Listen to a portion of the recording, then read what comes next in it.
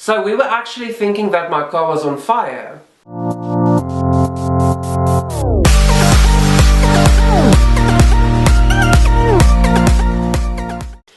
Hey guys, welcome back to my channel. Today I thought I'm going to tell you guys a story about the time that I decided to service my own car. Now this is not my normal everyday driving car. This happened with my racing car a few years ago. So just to start out with, my brother and my father are both excellent with vehicles. Anything that goes wrong with my vehicle, I always ask them to help me. They can fix cars. They are so good with cars, and I actually don't know anything about cars. Hence this happened. Okay, so just to go back, I used to be an oval race car driver. So I had a car, my brother had a racing car, and they were working on and fixing a lot of people's vehicles. So needless to say, they don't always have time to do other people's stuff. I asked them to service my car, and in my mind a service would be to check the water, check the oil, add some oil if there's any oil short, and I don't know why, but I thought that's that. So a day or two before the race, I decided to service my own car. So I went, checked the water was fine. I checked the oil, pulled out the dipstick, and I saw that there was a little bit short, so I decided to add some oil. Now, nowhere was written how much oil I have to add to this car. So, am I going to see it fill up? Where am I supposed to look? I don't know. So I decided to pour in some oil and close the oil cap, and we were ready. Saturday came, it was race day. My car was struggling to start, guys. I can't explain to you. Normally this car took so quickly, but it was struggling to just start, and we couldn't understand why. Finally we got it to start. I got onto the track, and as I was driving, the car was getting hotter and hotter, and there was one huge smoke cloud coming from behind my car. So we were actually thinking that my car was on fire. There was a lot of reasons that people could actually get out of why my car was smoking so much, and we couldn't understand it. So I told my father that I serviced the car and I might have spilled some oil, and they were like, okay, no, it's fine. In the next race it's going to be gone, so it's fine, you can go.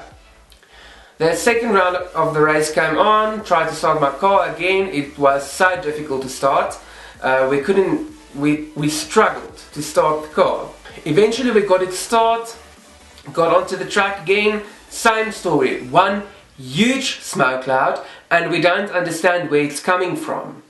Also, I have to point out that my car didn't have the power that it used to have, so that was a little bit worrying, and I was complaining so much. I think I actually finished the race, the second race, and I also finished the third race. Same story, struggled to start and huge smoke cloud. After the race had done, we came back with the cars, and my brother and my father decided that they're just going to check the engine to see whether everything is fine or not.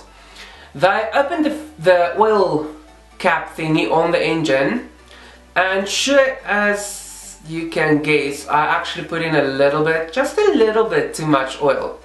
So when you put oil into a car's engine, you're supposed to pull out the dipstick every now and then to check the meter thingy. So you're going to see the oil level rise, and then when it gets to the right part, you just stop.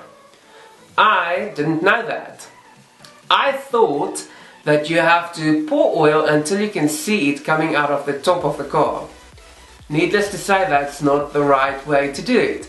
Basically, my whole car's engine, the whole engine, was filled with oil. I have no idea, I really didn't know that that's not the right way to do it. I actually get teased to this day for doing it like that. They took about, and I don't want to lie, I think they took about 5 liters of oil out of my car's engine, which is a lot. I can remember that I took 2 containers, 2 5-liter containers of oil. One was half and the other one was almost full, and I poured about everything into my engine. So I don't know where I'm going with this story, guys. I just want to tell you guys, if you don't know what you're doing, it's so much better to get some help. I know, I am guilty of it. I like to do everything myself. I like to think that I'm independent, but I'm not.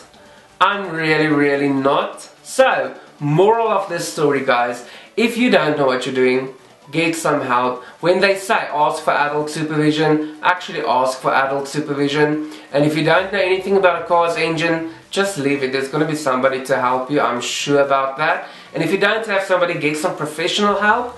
That's going to be better than buggering up your engine the way that I did it and having somebody fix the mess that you made.